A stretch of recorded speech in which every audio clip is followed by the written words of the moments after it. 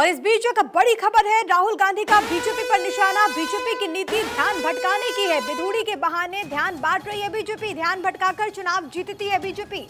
जातिगत जनगणना से ध्यान भटका रही है बीजेपी। कर्नाटक चुनाव में भी बीजेपी ने यही किया है। तो इस वक्त की बड़ी खबर, और राहुल गांधी ने एक बेहद गंभीर आरोप लगा दिए हैं बीजेपी के ऊपर, और ये कहा है कि बीजेपी की दरअसल पॉलिसी है कि वो ध्यान भटका रही है।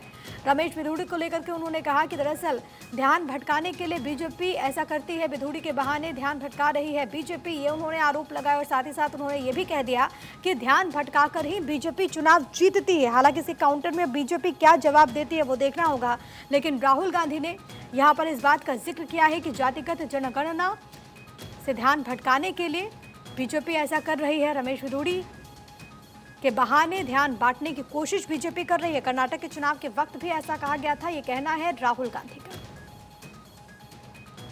That the BJP wins elections by distracting and not allowing us to construct our narrative.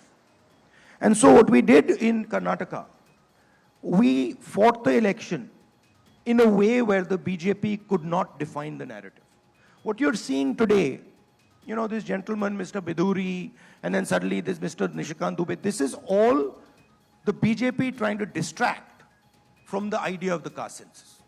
They know that the caste census is a fundamental thing that the people of India want, and they don't want to have that discussion.